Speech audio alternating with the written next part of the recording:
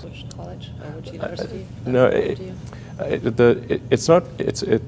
There's no need even to have a college degree. Oh, wow, okay. At all, or even high school. I mean, if somebody graduated from a great university, that may be an indication that they will be capable of great things, but it's not necessarily the case. You know, if you look at, say, people like Bill Gates or Larry Ellison, Steve Jobs, these guys didn't graduate from college. Dropouts, yeah. But if you had a chance to hire them, of course, that would be a good idea. Yeah, okay. So, you know, it's just looking just for evidence of exceptional ability. And if there's a track record of exceptional achievement, then it's likely that that will continue into the future. How I describe myself? Well, I mean, I seem to have a high innate drive. And that's been true even since I was a little kid. You know, I really had a very strong drive. Did all sorts of risky things when I was a kid that why did I do those things? They're crazy. I care a lot about the truth of things and trying to understand the truth of things. I think that's important. You know, if you're going to come up with some solution, then the truth is really, really important, I think. I try to think of, I mean, it's difficult to obviously come up with like things that are praise for oneself, you know, or like, there's bad and good here, but I think like sometimes they're just like the things that seem quite clear and obvious to me, and I don't understand why they aren't so obvious to everyone. Sure. So how would you educate your 5 boys? Actually, I created a little school. Yeah. What kind of school? Could you describe to us? Sure. It's small. It's only got 14 kids now, and it'll have 20 kids in September. It's called Ad Astra, which means to the stars. That's maybe a bit different from most other schools, is that there aren't any grades. There's no like not grade 1, grade 2, grade 3 type of thing.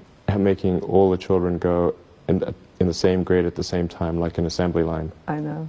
You know, because some people love English or languages, some people love math, some people love music, and different abilities at different times. It makes more sense to cater the education to match their aptitudes and abilities. So I think that's one principle.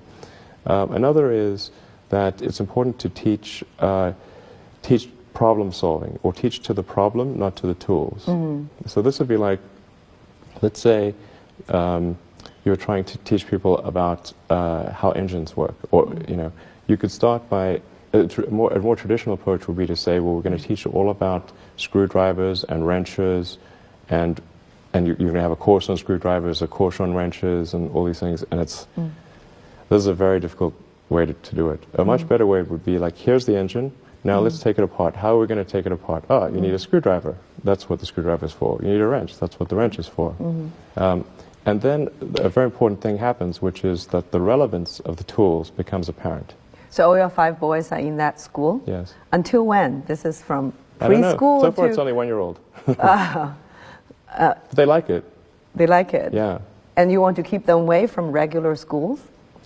No, I just didn't see that the regular schools, they weren't doing the things that I thought should be done. Like, you know, those 2 principles, they weren't adhering to those principles. So I thought, well, let's see what we can do. Maybe creating a school will be better. And I actually hired a teacher from the school they were at, who also agreed with me that there was a better way to do it. Have they surprised you in a way of their innovative thinking? Yeah, it seems to be going pretty well. I mean, the kids really love going to school. I think that's a good sign. You know, I mean, I hated going to school when I was a kid. It was torture. So the fact that they actually think vacations are too long, like they want to go back to school. Wow. Yeah, exactly. That's weird. I know. Age or people like that, what is it you have in common with them? Well, I mean, those are pretty different personalities, you know, between Gates and Jobs and Ellison. Business and success? I think you know, all 3 of those were technologists, but with different types of skills. You know, Jobs was obviously very good with aesthetics, and you know, he understood technology, of course, and he really understood what people wanted even when they didn't know themselves. And he was not afraid to break boundaries. But like say, like Gates would probably be better at sort of raw engineering and technology than Jobs, but not as good on aesthetics. But I mean, for all of these guys, they're obviously very driven, and they're very talented, and they're able to attract great people to build a company. But I mean, the ability to attract and motivate great people is critical to the success of a company, because a company is it's a group of people that are assembled to create a product or service. That's the purpose of a company. People sometimes forget this elementary truth, and so if you're able to get great people to join the company and work together towards a common goal, and you sort of have a relentless sense of perfection about that goal, then you will end up with a great product. And if you have a great product, lots of people will buy it, and then the company will be successful. Yeah. But really, it's pretty straightforward, really. I mean, yeah, that's the reason for it. I wouldn't say I'm fearless. In fact, I think I feel fear quite strongly. But if what we're doing is what I'm doing is I think is important enough, then I just override the fear. Mm-hmm. So, but it's not as though I feel it like more strongly than I would like. And in which areas would you never go full risk if you still are fearful? Well, it really depends on the stakes. If the stakes are high, if it's really important, then I will overcome the fear and just do it anyway. Mm-hmm. But essentially, I mean, drive overrides fear, but I feel the fear. It's kind of annoying. I wish I didn't. Okay. I wish I felt it less. Uh-huh. So, yeah.